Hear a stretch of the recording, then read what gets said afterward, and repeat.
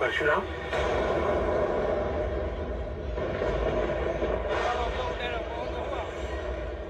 मिथिला में आपका स्वागत है।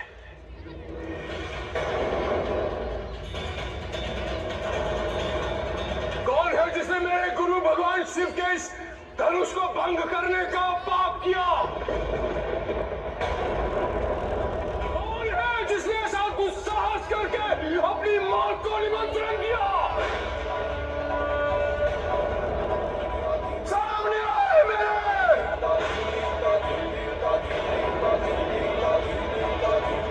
हे भगवान, आप ही के आदेश अनुसार मैंने सीता का स्वयंवर आयोजित किया था। आप ही ने कहा था कि जो भी भगवान शिव के धनुष को उठाकर उस पर प्रत्यंचा चढ़ाएगा वो प्रत्यंचा चढ़ाने की बात हुई थी, धनुष भंग करने की नहीं। ये पाप है। कौन है वो अहंकारी? सामने आए मेरे।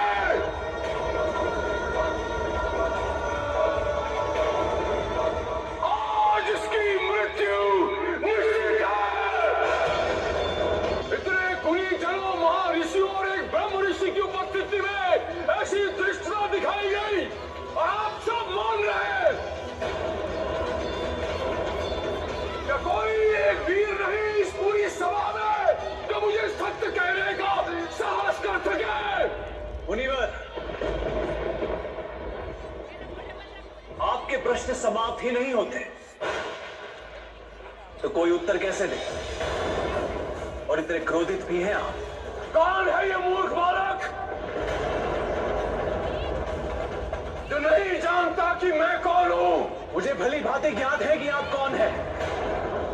अक्षत्रिय कुल नाशक, बाल ब्रह्मचारी, अत्यंत क्रोधी प्रभु परशुराम है।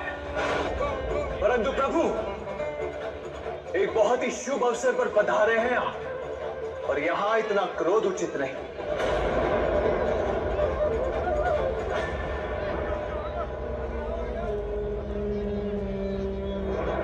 ये बालक इतना अशिष्ट क्यों है? प्रतीत होता है ये मेरे प्रकोप से अनभिज्ञ है। आपके प्रकोप से कोई अनभिज्ञ कैसे हो सकता है प्रभु?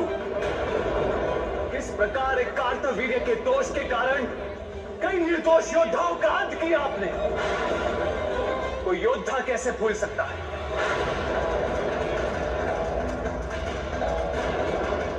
दंड बालक। भार्गव परशुराम जी को नमन। ये कौशल नरेश महाराज दशरथ के पुत्र हैं, राम और लक्ष्मण।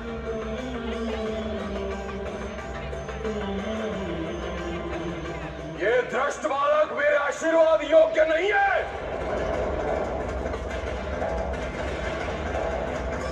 राज ऋषि जनक, मेरा उत्तर दीजिए, नहीं तो जहां तक आपका राज्य है वहां तक की पृथ्वी उलट दूंगा।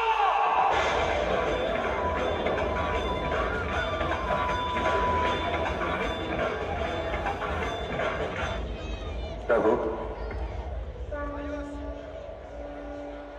इस शिव धनुष को भंग करने वाला आपका कोई एक सेवक ही होगा।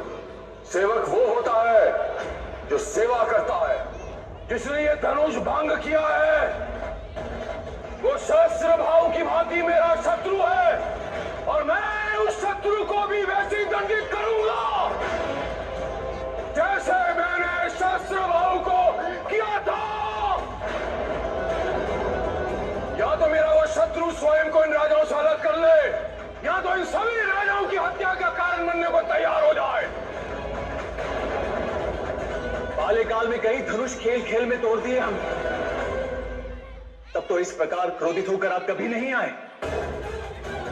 फिर इसी धनुष प्रति इतना लगाव क्यों?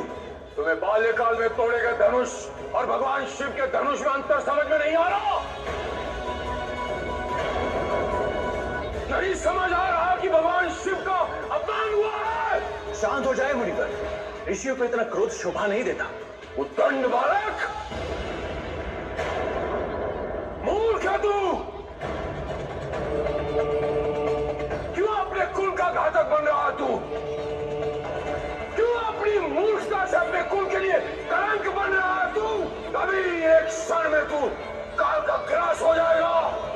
मुनिवर, क्षमा। बालकों के गुण और दोष साधुगण गिना नहीं करते।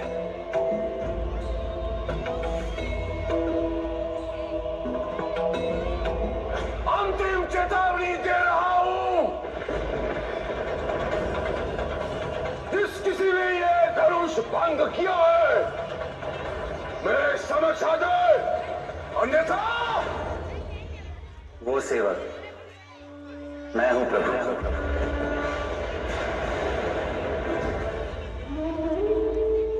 ये शिव धनुष मुझसे भंग अवश्य हुआ है, किंतु भगवान शिव का अपमान करने की मेरी मंशा कदापि नहीं थी। भगवान शिव का धनुष भंग करना ही उनका अपमान करने समान है। तुम्हारा अपराध अक्षम्य है। हम तो बालक हैं आपके, और बड़े कृपा करते हैं, क्रोध नहीं।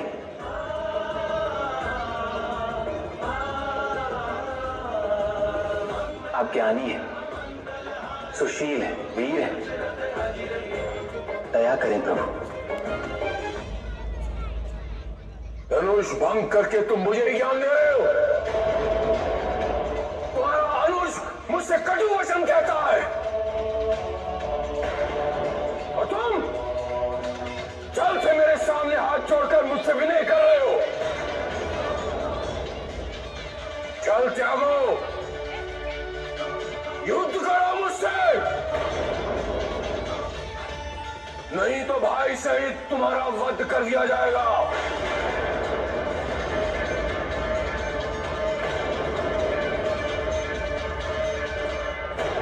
भगवान और भक्त में युद्ध कैसा? दिव्यता के किसी भी प्रतीक का अपमान तब है जब समाज उसके सही अर्थ की उपेक्षा कर उसे किसी और के अपमान या दमन का शस्त्र बना लेता है। यहां प्रत्यंचा चढ़ाने को लोगों ने अपने आत्मसम्मान से जोड़ लिया था, जबकि इसका उद्देश्य इसके बिल्कुल विपरीत था।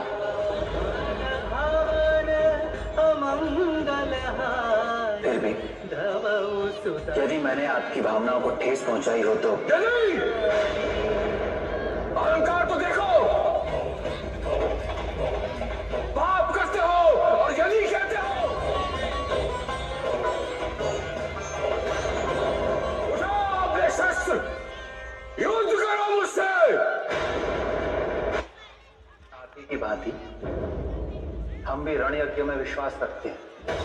धनुष हमारा धर्म है, बाण हमारी दिशा, क्रोध सारथी, चतुरांगिनी सेना हमारी एकता, तो नम्रता हमारा मंत्रोच्चार। आडंबर है तुम्हारी ये नम्रता। बातों के जाल मत बिछाओ, युद्ध करो मुझसे, युद्ध करो। राजा या अनेक योद्धा बल में हमारे बराबर हों या हमसे अधिक, हम रघुवंशियों को यदि युद्ध में कोई ललकारे तो हम सुखपूर्वक उससे लड़ते हैं। हम रघुवंशी काल से नहीं डरते भगवान। हम रघुवंशी ऋषि और गौ की रक्षा करना भी जानते हैं। आप एक ऋषि और आप पर शस्त्र उठाना हमारी मर्यादा के विरुद्ध, एक योद्धा की गरिमा भी गुरुवर है।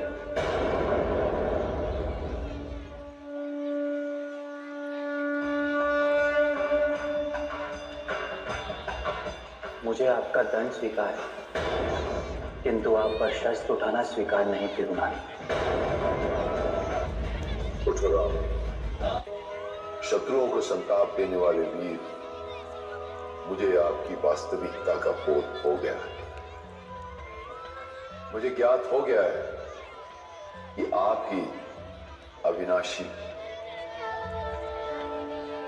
देवेश्वर विष्णु। मैंने कहा था ना राजऋषि, जिसे प्रत्येक जन्म में सीता के पति होने का सौभाग्य प्राप्त रहा है, और अगले प्रत्येक जन्म में रहेगा, वही इस जन्म में भी सीता का योग्य पति होगा। मुझे ज्ञात नहीं था ये मिलन जन्म जन्मांतर की सभी परिभाषाओं से परे है। धन्य है सीताराम, धन्य है सीताराम। सतयुग का अंत हुआ, अब त्रेता युग में राम एक नए समाज का निर्माण करेगा। समस्त राजाओं के लिए ही नहीं, बल्कि मानवता के लिए भी धर्म पालन की पराकाष्ठा का प्रतीक होगा। मानवता ने राजाओं पर जो विश्वास खो दिया था, ये उसकी पुनर्स्थापना करेगा। उसके लिए अंत आवश्यक है। अतः अब मेरे जाने का समय आ गया है।